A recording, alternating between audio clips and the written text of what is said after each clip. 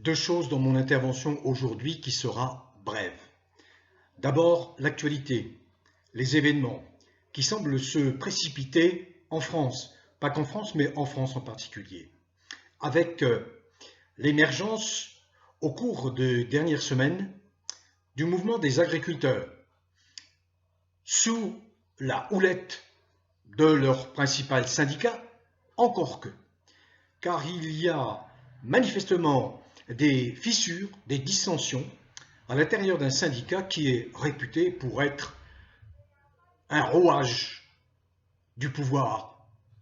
Ça a été vrai pratiquement sous toutes les présidences et c'est encore vrai aujourd'hui avec un président de ce syndicat qui s'appelle Rousseau, qui est plutôt un homme d'affaires qu'un paysan, qu'un agriculteur. Alors les croquants, la jacquerie prendra-t-elle une forme beaucoup plus déterminée cette fois? Il semblerait que l'on s'achemine à partir de demain vers une mobilisation assez générale partout en France, mais en particulier avec à Paris le point d'orgue, le point de fixation, à savoir que les agriculteurs venus de toutes les régions de France ont pour objectif de bloquer tout simplement Paris, l'approvisionnement à Paris. Et il y a de multiples interventions émanant d'autres corps de métiers, notamment le bâtiment, qui envisage d'emboîter le pas, les métiers des indépendants, je veux dire des artisans, des petits commerçants, qui souffrent énormément. On n'en parle pas suffisamment, je le reconnais bien volontiers, mais qui souffrent énormément, parce qu'ils ne comptent absolument pas dans l'esprit d'un Macron. Également les taxis qui pourraient entrer en jeu pour bloquer Paris, pour bloquer les grandes métropoles françaises. Alors sommes-nous à la veille d'un basculement dont je parle depuis plusieurs mois?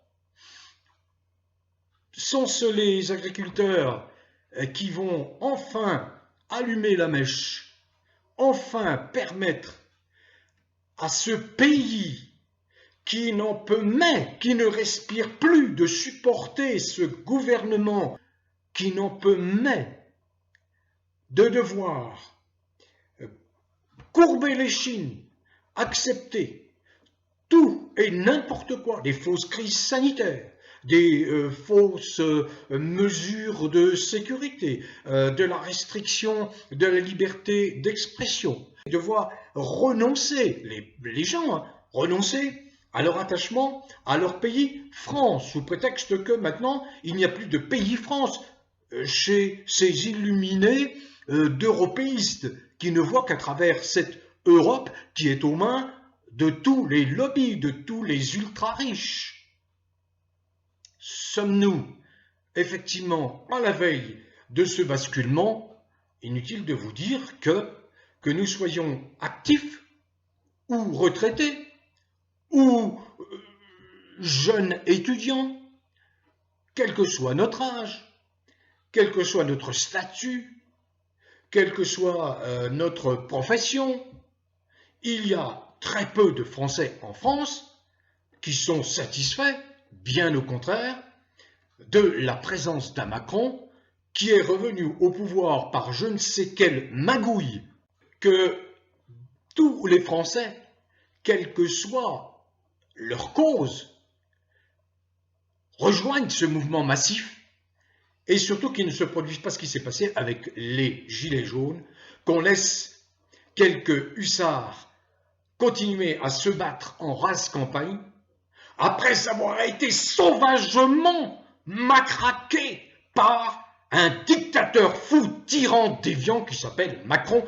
Attention, un de ses exécuteurs, vous le savez, qui s'appelle le préfet l'Allemand, a maille à partir avec la justice et je l'espère bien que la justice sera à la hauteur de son devoir, de sa fonction quand des gens tabassent, tuent, blessent, éborgnent des milliers de gens, il n'est pas question qu'un type comme l'Allemand échappe au couperet de la justice, comme ce Macron, bien sûr. Alors voilà, je m'emporte un peu, mais cela traduit aussi chez moi plus que l'espoir. Parce qu'il y a tellement de gens qui attendent ce moment de délivrance, de délivrer ce malheureux pays qui sont menacés, nos petits gosses. Protégez vos enfants dans les écoles. N'acceptez surtout pas cette fameuse soi-disant éducation sexuelle qui est un crime parce qu'on sait très bien la faiblesse, la vulnérabilité, la fragilité psychique, psychologique de ces gosses qui sont en pleine formation.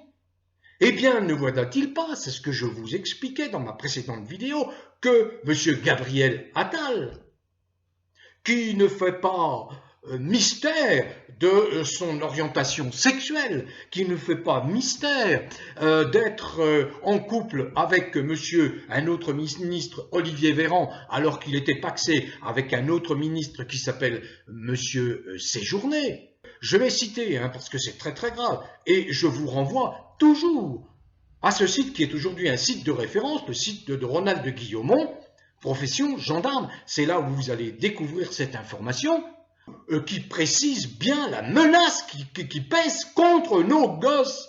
C'est le cas déjà en Belgique. Monsieur Gabriel Attal, Premier ministre, va imposer dès la rentrée ceci, je le cite, Gabriel Attal, j'ouvre les guillemets, on aura un nouveau programme qui s'appliquera à la rentrée avec pour objectif de réaliser les séances d'éducation à la vie affective, relationnelle et sexuelle. Non mais, pour qui nous prend-il? Pour des imbéciles? Pour des crétins? On sait très bien quelle est la folie qui veut dominer le monde et qui est partie des États-Unis avec le wokisme.